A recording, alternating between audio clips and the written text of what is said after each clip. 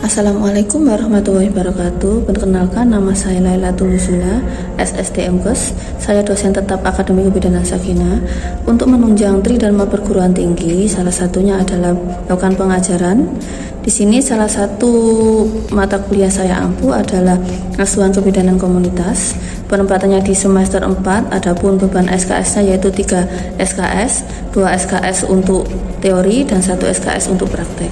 Persyaratan untuk mahasiswa mengikuti mata kuliah Asuhan Kebidanan Komunitas ini yaitu mahasiswa sudah menyelesaikan mata kuliah di semester 1 sampai dengan semester 3. Adapun untuk pembelajarannya, kita tatap muka selama 1 semester yaitu 16 kali tatap muka, 14 kali tatap muka untuk pembelajaran, dan 2 tatap muka untuk evaluasi yaitu ujian tengah semester dan ujian akhir semester.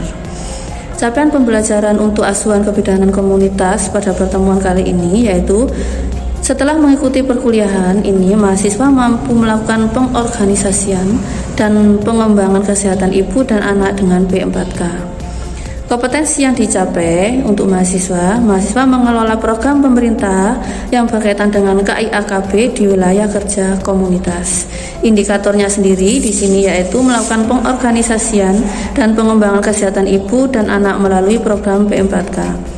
Materi pokok yang disampaikan dalam pertemuan ini yaitu materi tentang program perencanaan persalinan dan pencegahan komplikasi. Adapun materi pokoknya yang pertama pengertian dari P4K atau program perencanaan persalinan dan pencegahan komplikasi, tujuan dari P4K sendiri, komponen stiker dari P4K, sistem registrasi dan pencatatan oleh bidan di desa. Ini di dalamnya berisi tentang deteksi dini ibu hamil dengan resiko. Untuk berikutnya, materi berikutnya yaitu peran dalam P4K. Yang terakhir, mekanisme pelaksanaan P4K di komunitas. Di sini saya akan menampilkan video pembelajaran saya tentang materi P4K, yaitu program perencanaan persalinan dan pencegahan komplikasi. Assalamualaikum warahmatullahi wabarakatuh. Waalaikumsalam warahmatullahi wabarakatuh. Minggu kemarin itu kita membahas tentang pengorganisasian dan hubungan kesehatan ibu dan anak dengan P4K. Kalau hari ini kita kan akan bahas tentang P4K. Kalau kemarin kan posyandu dan dasar wisma. Ada ditanyakan untuk pertemuan minggu kemarin? Ada semua ya. Untuk minggu ini akan kita lanjutkan dengan pengorganisasian dan pengembangan kesehatan ibu dan anak dengan P4K. Kita tujuannya setelah mengikuti perkuliahan ya, mahasiswa mampu melakukan pengorganisasian dan pengembangan kesehatan ibu dan anak dengan P4K. Jadi setelah mendapat perkuliahan ini, nanti kalian itu di masyarakat atau biasanya di puskesmas, kalian bisa menggunakan P4K untuk meningkatkan kesehatan ibu dan anak. Nah, ini pengertian dari P4K sendiri. P4K adalah kepanjangan dari Program Perencanaan Persalinan dan Pencegahan Komplikasi. Itu P4K. Ya. Yang artinya sendiri yaitu merupakan suatu kegiatan yang difasilitasi oleh bidan desa di desa dalam rangka peran aktif suami, keluarga, dan masyarakat. Jadi itu P4K. Kita melibatkan bukan hanya suami tetapi keluarga juga kita libatkan dalam merencanakan persalinan yang aman dan persiapan menghadapi komplikasi bagi ibu hamil. Ini dimulai P4K itu ketika ibu hamil ya. Ketika pemeriksaan ibu hamil itu sudah kita deteksi dini ibu hamil terjadi komplikasi atau tidak. Itu fungsinya P4K. Termasuk perencanaan penggunaan KB pasca persalinan dengan menggunakan stiker sebagai media notifikasi sasaran dalam rangka meningkatkan cakupan dan mutu pelayanan kesehatan bagi ibu dan bayi baru lahir. Tidak berhenti di persalinan ya, tetapi juga harus ke KB. Tuh, ini ya pengertian P4K-nya. Tujuan yang diharapkan dari P4K yang pertama, semua ibu hamil terdata dan rumahnya tertempel stiker P4K. Ini fungsinya, tujuannya. Bidan memberikan pelayanan antenatal sesuai dengan standar. Standar pelayanan antenatal pada ibu hamil itu ada 10 standar ya pemeriksaannya. Kita kemarin sudah membahasnya. ibu hamil dan keluarganya mempunyai rencana persalinan termasuk KB yang dibuat bersama dengan penolong persalinan. Jadi ada rencananya, misalnya jadi komplikasi atau ibu hamil dengan resiko tinggi, ini kita sudah punya rencana. Nanti untuk ibu hamilnya itu harus dirujuk kah atau bagaimana? Bidan menolong persalinan sesuai dengan standar. Jadi harus sesuai dengan standar, di luar dari standar ini bidan bisa melakukan rujukan atau kolaborasi dengan tenaga kesehatan. Bidan memberikan pelayanan nifas sesuai dengan standar, sama ya, sesuai dengan standar. Keluarga menyiapkan biaya persalinan, kebersihan dan kesehatan lingkungan baik sosial budayanya. Contohnya untuk biaya persalinan ini kemarin kita sudah membahasnya. Contohnya apa saja untuk persalinan? Tabulin, ya. Terus apa lagi? Dana desa bisa dipakai untuk proses atau biaya untuk proses persalinan. Yang berikutnya adanya keterlibatan tokoh masyarakat, baik ini kepala desa, ya RT RW itu tokoh agama itu juga dilibatkan sini. Dan forum peduli KIA atau Pokja, Posyandu dalam rencana persalinan termasuk KB pasca persalinan sesuai dengan perannya masing-masing. Lain tokoh masyarakat juga ada forum peduli KIA, ini juga dilibatkan. Untuk tujuan berikutnya, ibu mendapatkan pelayanan kontrasepsi pasca persalinan. Jadi tidak harus menunggu harus 40 hari ya. Setelah persalinan bisa dipasang IUD. Ya, namanya IUD pasca persalinan. Adanya kerjasama yang mantap antar bidan, petugas pustu, forum peduli KIA, dukun bayi dan pendamping persalinan. Pendamping persalinan bisa suami, bisa keluarga ibu atau mertua. Komponen stiker P4K, fasilitas aktif oleh bidan. Jadi ini yang fasilitasi pertama itu bidan. Mulai dari nanti pendataan ibu hamil, ya di daerah mana atau misalnya di desa ini di RT berapa, itu nanti fasilitasnya pertama bidannya. Terus setelah itu nanti koordinasi dengan kadernya. Itu fasilitas aktif oleh bidan. Operasional P4K dengan stiker. Setelah pendataan ya ibu hamil kita dapatkan resiko tinggi, itu kita tempel stikernya di depan rumah. Itu fungsinya agar nanti kalau misalnya ada warga ya yang melihat stiker itu, dia akan tahu di sini berarti ada ibu hamil dengan resiko ya. Jadi kalau misalnya terjadi apa-apa itu tetangganya kiri kanan bisa langsung sigap waspada ya. Itu fungsinya. Ini sistem registrasi dan pencatatan ibu hamil oleh bidan. Yang pertama dari ibu hamil, ya. Ada tanda panah tanpa putus-putus itu alur pelayanan. Kalau putusnya agak besar diserahkan ke bumil. Yang pendek-pendek intervensi atau tindak lanjut yang dilakukan. Dari ibu hamil pertama, ibu hamil di sini ini bisa didata dari atau dapat diperoleh datanya dari masyarakat dan kader. Bisa dari bidannya sendiri ya, yang kunjungan ke rumah bisa, atau ibu hamilnya sendiri ke bidan. Itu data awal diperoleh ya. Setelah itu dari bidan datanya ini dia bisa memperoleh data dari ibu itu dari kartu ibu dan buku KIA. Dari masyarakat dan kader sendiri ya, ini juga datanya bisa diberikan ke bidan. Setelah terkumpul di bidan ini punya dua kategori untuk data ibunya. Yang pertama kartu ibu, yang kedua buku KIA. Ya. Setelah dari kartu ibu ini akan di kohort. Kohort ini seperti pencatatan mulai dari namanya, dia hamil keberapa itu masuk di kohort.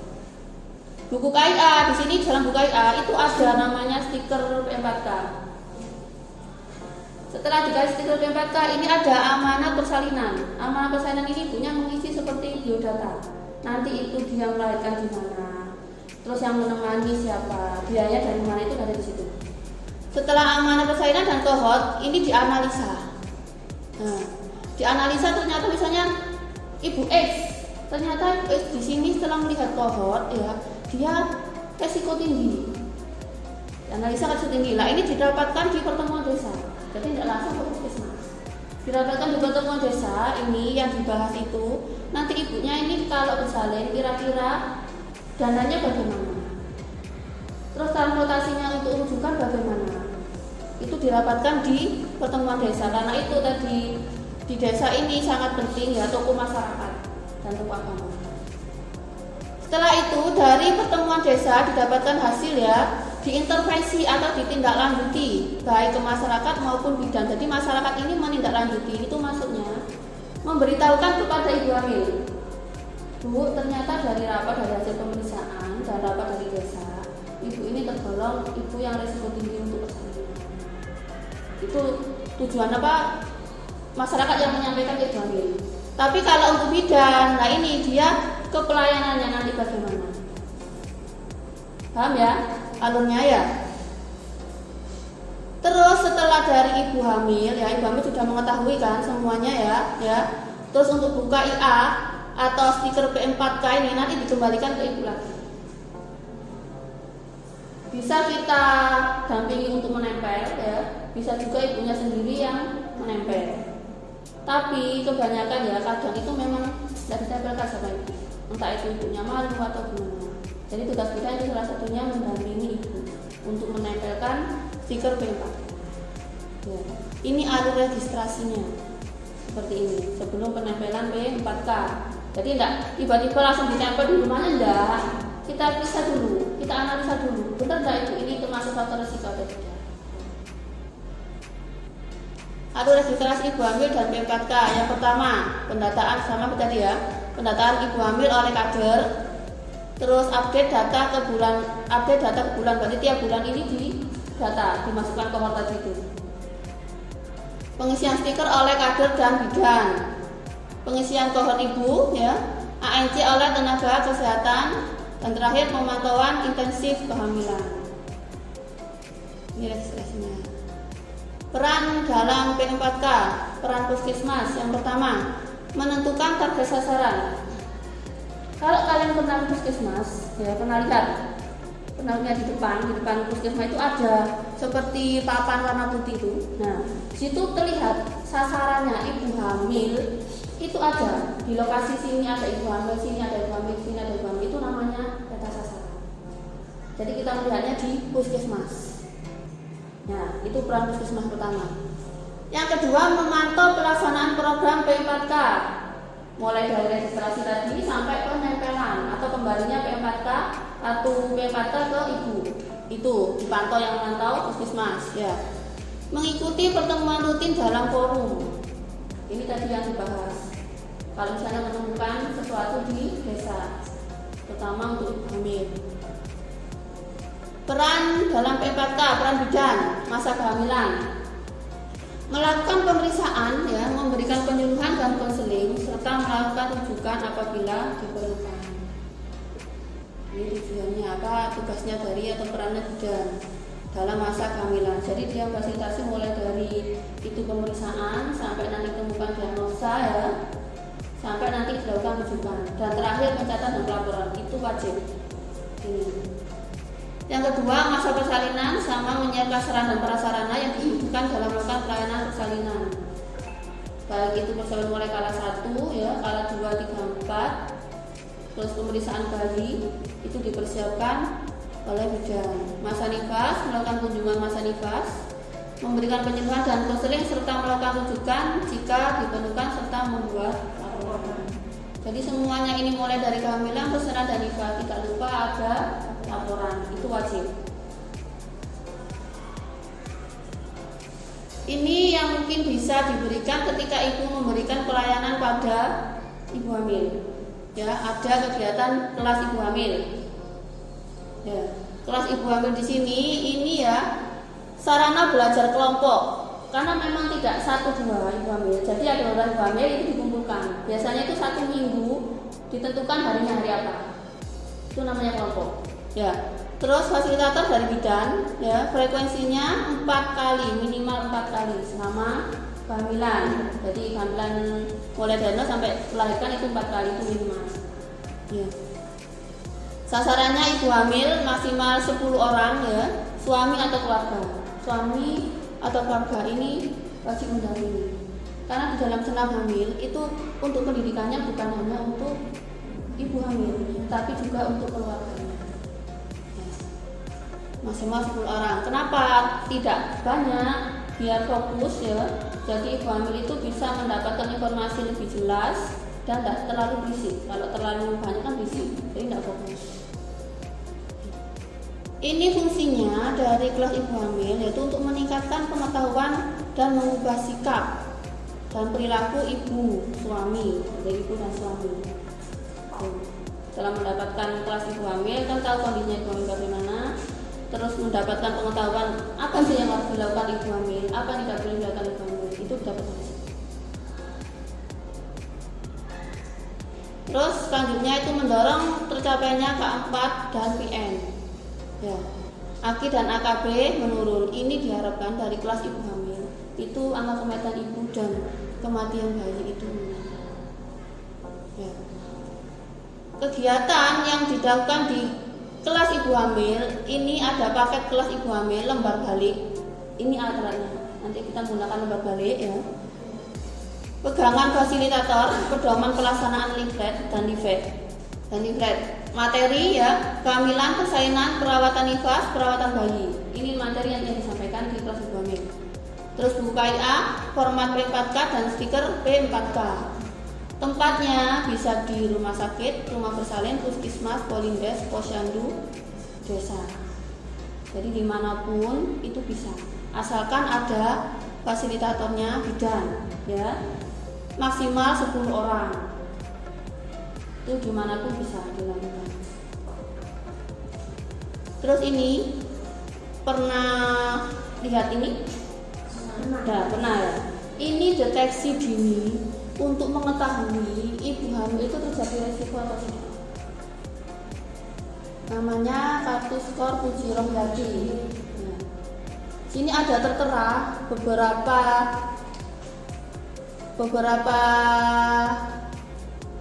kasus atau apa ini sini ya? Beberapa kasus yang bisa nanti menyebabkan ibu hamilnya itu terjadi risiko tinggi atau tidak.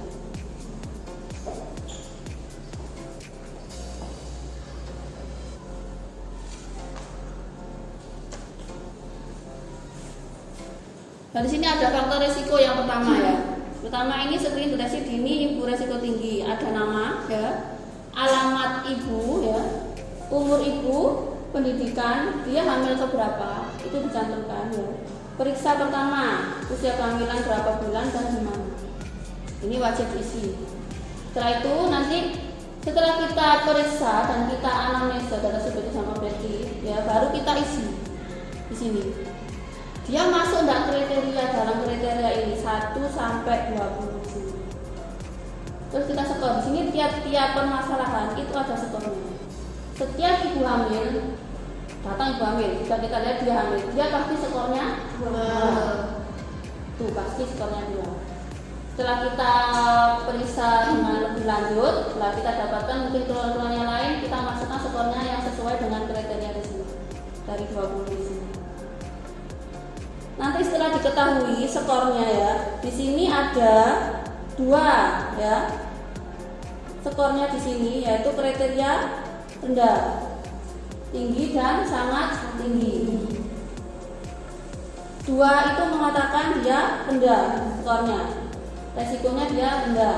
Kalau 6 sampai 10 itu sudah masuk tinggi ya. Kalau lebih dari 10 berarti sudah sangat tinggi. Untuk penanganan juga berbeda antara yang skor rendah, tinggi sama sangat tinggi. Itu ada kolomnya di bawahnya itu.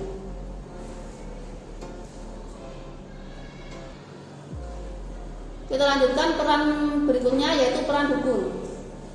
Memang untuk sekarang dukun itu kan memang jarang ya.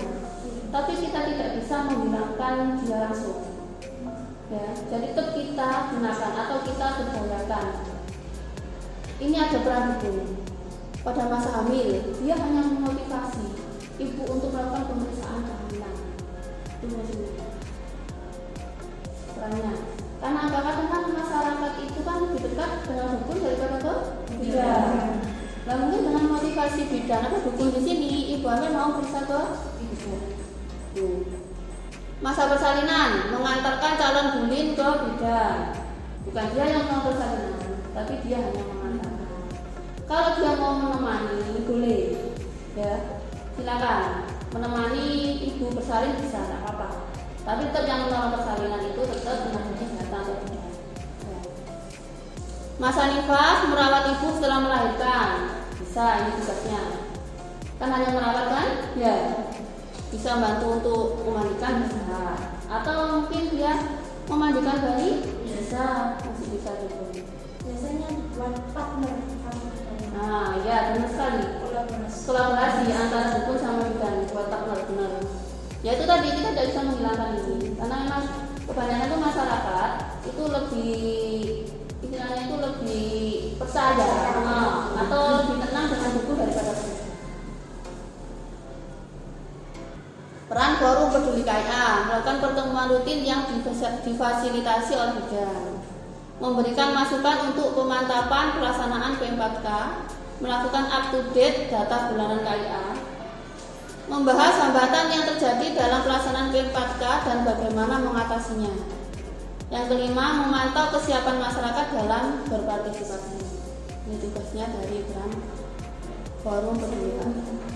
Ini komponen dalam buku KIA. Nah, di sini ada informasi cara memelihara dan merawat kesehatan ibu dan anak, catatan kesehatan ibu, hamil, bersalin dan nifas, catatan kesehatan dan perkembangan anak, semuanya ada di buku KIA. Jadi ibu hamil itu ketika dia pertama kali periksa, dia diberikan buku KIA. Di dalam sini itu isinya dia mulai dia hamil sampai nanti tumbuh kembang bayi, itu di situ informasinya ada. Lengkap. Jadi kita himbau ke ibu, Bu ini buku KIA kita berikan, tapi bukan hanya sekedar periksa di bawah sampai rumah kita taruh saja, harus dibaca. Ya, itu karena banyak informasi yang dibutuhkan oleh ibu hamil, bersalin, nifas maupun bayi dan lain-lain. Ini contoh stiker P4K. Ya, pernah lihat kan? Mungkin di tetangganya ada yang seperti ini. Pernah lihat ada? Nah, jendela, ini jendela. Itu diisi nama ibunya siapa ya, tasiran persalinnya kapan, penolak persalinan, tempat persalinan, pendamping persalinan siapa, ini diisi semuanya. Ini salah satu dari fungsi dari P4K. Ini saya ada contoh kasus untuk pengisian KSPR. Ya. Mungkin bisa kelompokkan ya, bisa dilihat tanda terlalu kecil tulisannya. Nanti kita baca bersama-sama pengisiannya.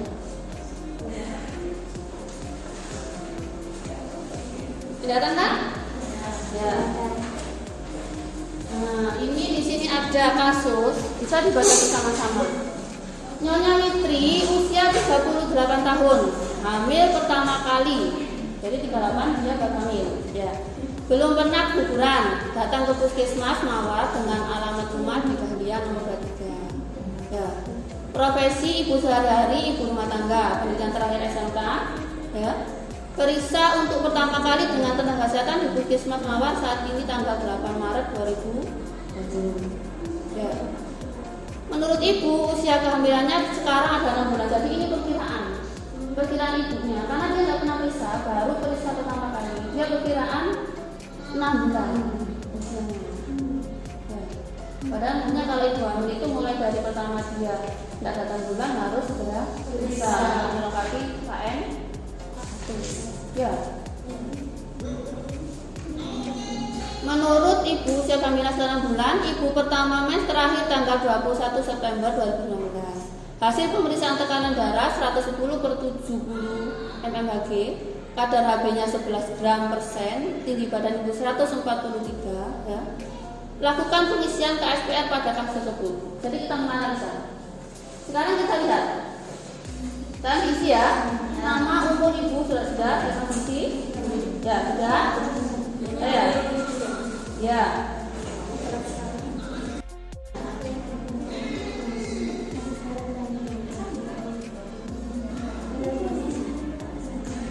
Ya, ini ke 1. Terakhir tanggal berapa ya? Kehamilan berapa ya? Nah, ini ya, kita coba koreksi. Skor awal ibu hamil berapa? Sekarang dinyatakan 2.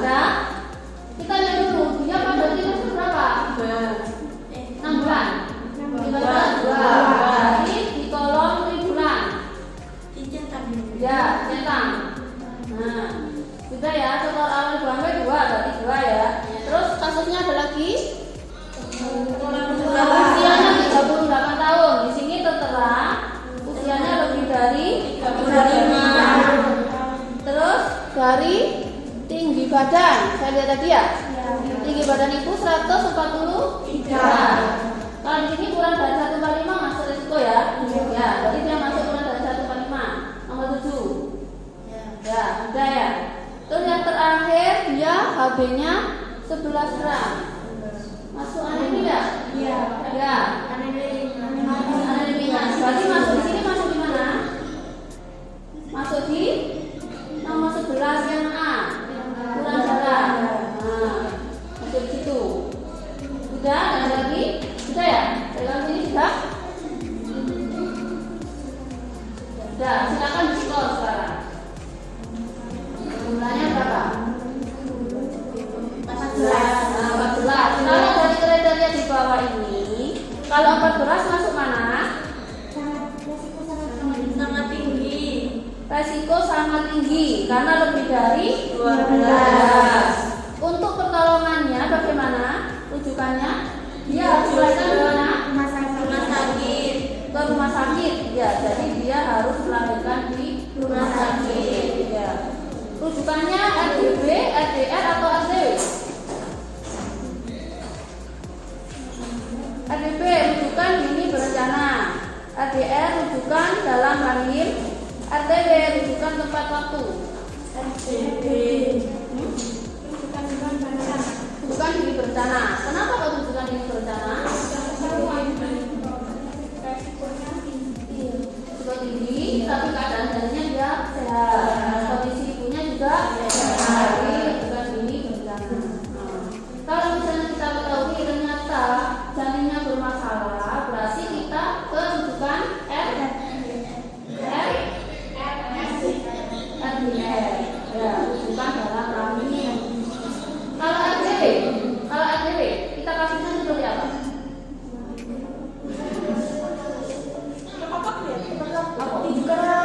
RDW itu rujukan tepat waktu. Berarti dalam fase apa? Contohnya?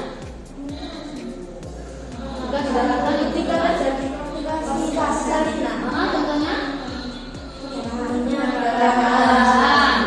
Terus sama ibu hamil dengan preeklampsi harus tepat waktu. Karena kematian ibu itu ya salah satunya karena terlambat deteksi, ya terlambat rujukan ke tempat pelayanan kesehatan dan satunya terlambat penanganan. Jadi fungsinya KSPR ini ya setelah di KSPR ternyata ketemu resiko kita tempelkan di kita berdata di sistem pemeriksaan tadi. Kalau memang dia dalam kondisi benar-benar salah seperti preeklampsi, ya memang harus segera ini.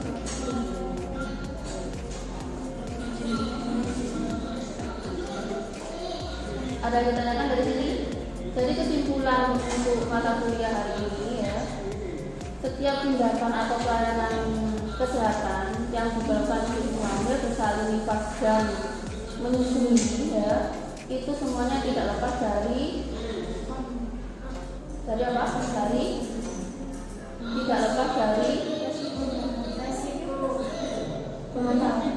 Tidak lepas dari pemantauan dan apa? Peran serta masyarakat, baik itu tokoh masyarakat, terutama dan apa? Forum kesehatan. Jadi semuanya itu istilahnya itu semuanya berkaitan ya, agar tercipta untuk menurunkan kesehatan ibu dan kematian ibu. Dan untuk kuliah hari ini bisa ditanyakan mungkin. Kalau sudah jelas saya akhiri perkuliahan hari ini ya. Terima kasih atas perhatiannya. Wassalamualaikum warahmatullahi wabarakatuh.